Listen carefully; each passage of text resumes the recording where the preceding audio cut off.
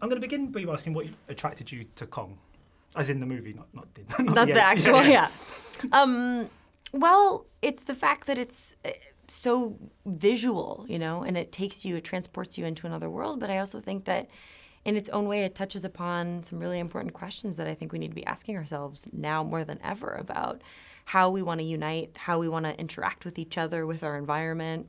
Is that something that's something that almost the blockbuster can do more so than sort of any drama? That accessibility, I guess, allows for you to preach so many great messages, I guess, sort of hidden away. I mean, you see it in kind of Disney movies as well. I know, exactly. I think that you've touched upon something that I am so fascinated and obsessed with right now, which is you can actually get a lot more done through these movies that are fun and visually stimulating, that take you on a journey rather than the ones that kind of beat you over with the drama. It's the Mary Poppins, spoonful of sugar, helps medicine go down. Exactly. After Free Fire and now this, you've worked in 2 films where there's so many men. It's just loads and loads of men, and then you're there. I mean, are you sort of looking forward to just working now with a film that's a bit more sort of balanced, because it's just... I mean, it's gone on even before that. Yeah. The Gambler's a lot of dudes. 21 Jump Street's a lot of dudes. Just a lot of dudes in movies. It's just not a lot of chicks, and there's a lot of dudes. So I hope that turns around soon. Yeah. And there's also not enough chicks in the director's chair, but you are directing soon. Yeah. That was quite a nice little segment. Yeah, it was a really good segment. I'm impressed. Unicorn Store.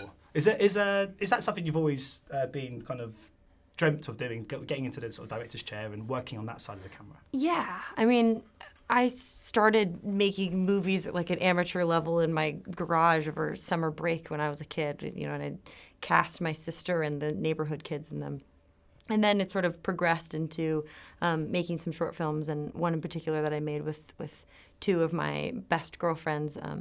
We took it to Sundance. We ended up winning a jury prize there, and that was kind of the beginning of going, oh, maybe I could also do this because it's very important to me. But, Room happened, and I was swept up in sort of acting for a year or whatever. And because of the Oscar, I was able to have some more flexibility as to what it was that I wanted to do next. And it's the story that I really wanted to tell. And I felt like if I didn't do it now, then I was going to keep coming up with excuses as to why, because it's scary. I mean, it's in some ways more vulnerable than being an actor, which is really vulnerable. And am I right thinking Samuel L. Jackson is in the film? Yeah, as well? He is. And he's in this film. And he's in Captain Marvel. That was another good segue, I thought, by the way. He is? Well, he's rumoured to be at the moment. I don't know anything. But, I mean, you must be so thrilled to be joining the Marvel Cinematic Universe. And when does all that kind of get started, the project? Oh, I don't know. But nice try. Yeah, that was... You're very smooth, but I'm onto you. And you sort of just mentioned before about kind of the Oscar win last year. I mean, how have you found kind of life post-Oscar? What could Emma Stone, for example, expect this now? Because, from a kind of career point of view, have you noticed that, does it have a significant kind of effect? I mean, do you find more scripts coming your way, more interesting roles? Yeah. Definitely. I mean, things like Captain Marvel or directing a film, I think those have like direct correlations to the accolades that I received for Room.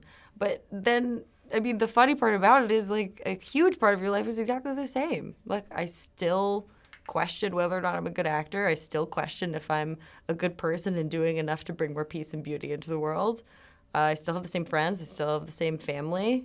You just got a naked gold statue of a man in your living room. Yeah, that's it. It's funny because in some ways there are things that have changed a lot, but then the majority of it is just the same person. Well, thank you so much for your time today. Yeah, thank you. Much appreciated. Thank you. Ladies and gentlemen, you're watching Hey You Guys.